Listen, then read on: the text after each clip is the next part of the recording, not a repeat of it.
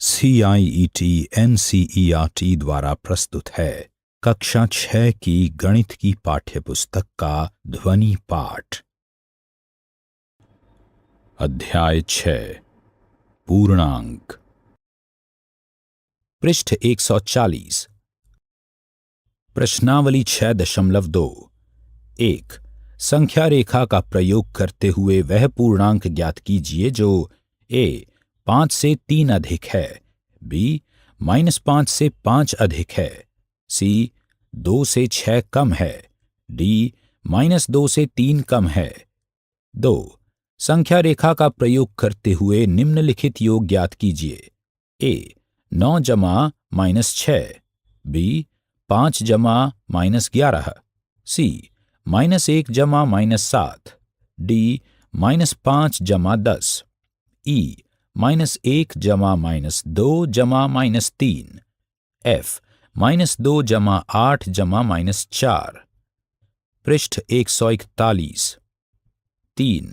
संख्या रेखा का प्रयोग किए बिना निम्नलिखित योग ज्ञात कीजिए। a 11 जमा -7, b -13 जमा +18, c -10 जमा +19, d -250 जमा +150, e -380 जमा -270, f -217 जमा -100। 4. निम्नलिखित का योग ज्ञात कीजिए। a 137 और -354, b -52 और 52, c -312, 39 और 192, d -50, -200 और 300। 5. निम्नलिखित के मान ज्ञात कीजिए। a -7 जमा -9 जमा 4 जमा 16, b 37 जमा -2 जमा -65 जमा -8। 6.4 संख्या रेखा की सहायता से पूर्णांकों का व्यवकलन यानी घटाना। हम संख्या रेखा पर दो धनात्मक पूर्णांकों को जोड़ चुके हैं। उदाहरणार्थ 6 जमा 2 पर विचार कीजिए। हम 6 से प्रारंभ करते हैं और दाईं ओर 2 कदम चलते हैं। हम 8 पर पहुंचते हैं। अतः 6 जमा 2 बराबर 8 है। आकृति 6.11। हमने ये भी देखा था कि संख्या रेखा पर 6 और -2 को जोड़ने के लिए हम 6 से प्रारंभ कर सकते हैं तथा फिर उसके बाईं ओर 2 कदम चल सकते हैं। हम 4 पर पहुंचते हैं। अतः हमें 6 जमा -2 बराबर 4 प्राप्त होता है। आकृति 6.12। इस प्रकार हम पाते हैं कि एक धनात्मक पूर्णांक जोड़ने के लिए हम संख्या पर दाईं ओर को चलते हैं तथा एक ऋणात्मक पूर्णांक को जोड़ने के लिए हम संख्या रेखा पर बाईं ओर को चलते हैं।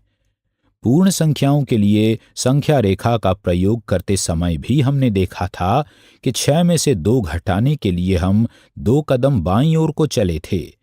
आकृति 6.13। अर्थात 6 घटा 2 बराबर 4 है। हम 6 घटा -2 के लिए क्या करेंगे? क्या हम संख्या रेखा पर बाईं ओर चलेंगे या दाईं ओर चलेंगे? पृष्ठ 142। यदि हम बाईं ओर चलें तो हम 4 पर पहुंचेंगे। तब हमें कहना पड़ेगा कि 6 घटा -2 बराबर 4 है। यह सही नहीं है क्योंकि हमें ज्ञात है कि 6 घटा 2 बराबर 4 होता है तथा 6 घटा 2 6 घटा -2 के बराबर नहीं है।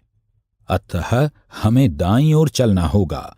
आकृति 6.14। इसका अर्थ यह भी है कि जब हम एक ऋणात्मक पूर्णांक घटाते हैं तो हमें एक बड़ा पूर्णांक प्राप्त होता है।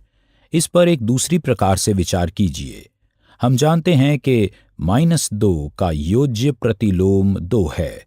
अतः इससे ऐसा प्रतीत होता है कि 6 में -2 के योज्य प्रतिलोम जोड़ने का अर्थ वही है जो 6 में से -2 को घटाने का है। हम लिखते हैं 6 घटा -2 बराबर 6 जमा 2। आइए अब -5 घटा -4 का मान संख्या रेखा की सहायता से ज्ञात करें। हम कह सकते हैं कि यह -5 जमा 4 के बराबर है, क्योंकि -4 का योज्य प्रतिलोम 4 है। अतः हम संख्या रेखा पर -5 से प्रारंभ करके 4 कदम दाईं ओर को चलते हैं। आकृति 6.15 हम -1 पर पहुंचते हैं, अर्थात -5 जमा 4 बराबर -1 है। इस प्रकार -5 घटा -4 बराबर -1 होगा। उदाहरण 7, संख्या रेखा की सहायता से -8 घटा -10 का मान ज्ञात कीजिए।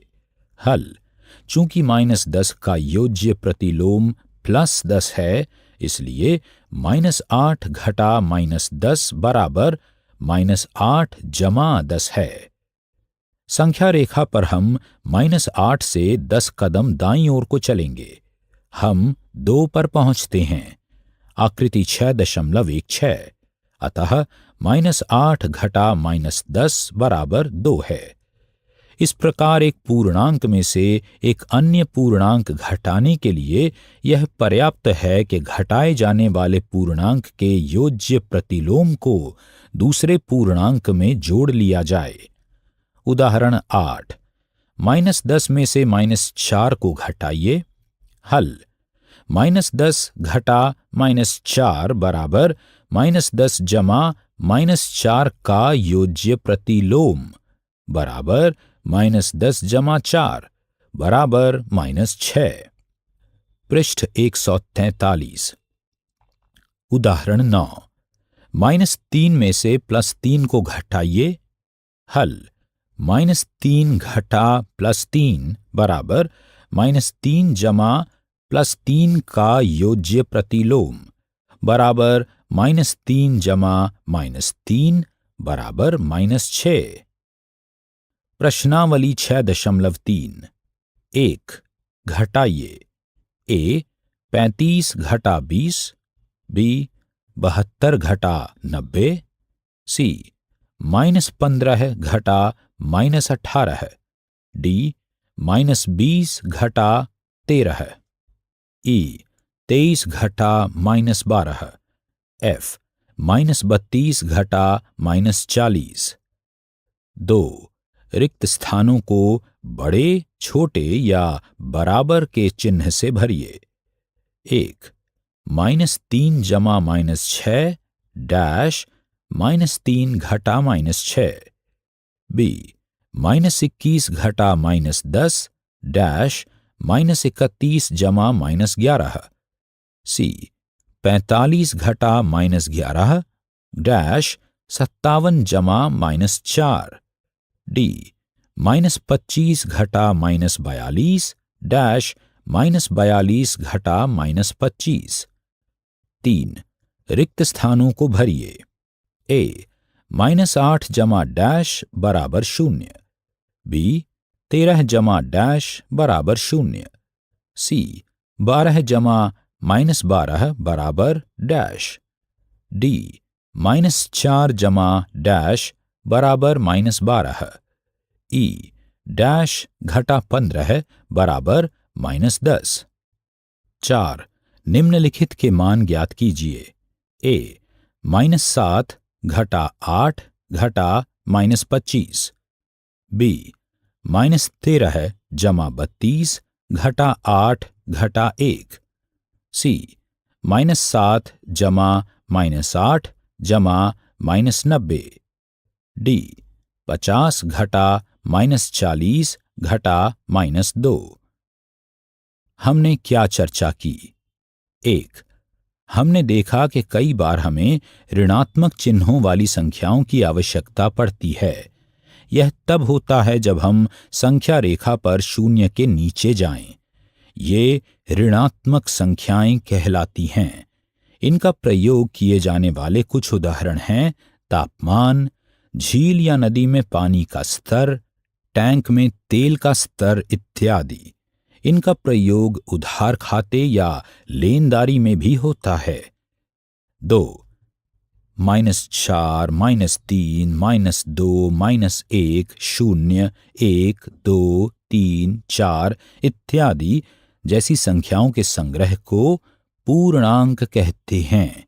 अतः -1, -2, -3, -4 इत्यादि ऋणात्मक संख्याएं हैं जिन्हें ऋणात्मक पूर्णांक कहा जाता है, और 1, 2, 3, 4 इत्यादि धनात्मक संख्याएं हैं जिन्हें धनात्मक पूर्णांक कहते हैं।